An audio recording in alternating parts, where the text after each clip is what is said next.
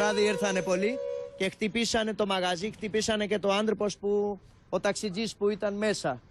Αυτά τα πράγματα. Δηλαδή υπάρχει ένα τρομοκρατία, υπάρχει ένα φόβο.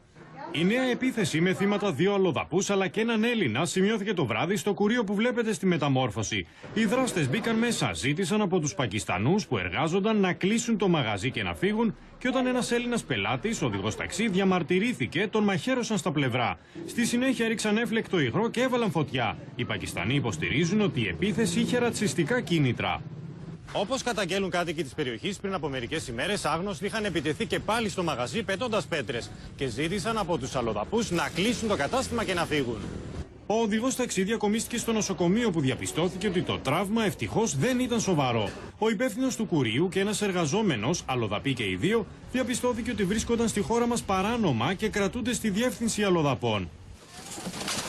Την ίδια στιγμή, σύμφωνα με πληροφορίες, η Ασφάλεια Αττικής αναμένεται να παραδώσει στον εισαγγελέα μέχρι την Παρασκευή τη δικογραφία για την επιδρομή βουλευτών και μελών της Χρυσής Αυγής εναντίον αλλοδαπών μικροπολιτών στη Ραφίνα. Στην κατάθεσή τους, οι αστυνομικοί συνοδοί των 2 βουλευτών της Χρυσής Αυγής ισχυρίστηκαν ότι την ώρα εκείνη δεν βρίσκονταν μαζί με τους βουλευτές και δεν είδαν τα όσα συνέβησαν. Μιλώντας στην κρατική τηλεόραση, ο Υπουργός Δημόσιας Τάξης παραδέχθηκε ότι υπήρξε ολιγορία από την αστυνομία και διεμήνυσε ότι κανένας δεν είναι υπεράνω των νόμων. Υπάρχει ο Έλληνας αστυνομικός, υπάρχει δικαιοσύνη η οποία θα κρίνει. Υπάρχουν εισαγγελείς. Αυτοί θα αποφασίσουν.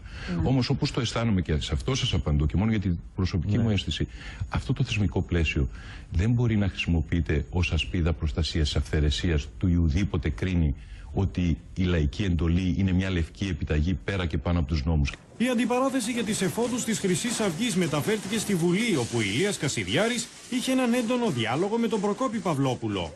Αν πάμε με την κατηγορία για αντιποίηση αρχής, θα γελάνε και οι πέτρες. Η δίκη θα θυμίζει ελληνική ταινία του 60 με τον Λάμπρο Κωνσταντάρα. Αντιποίηση αρχής είναι να παριστάνει τον αστυνομικό.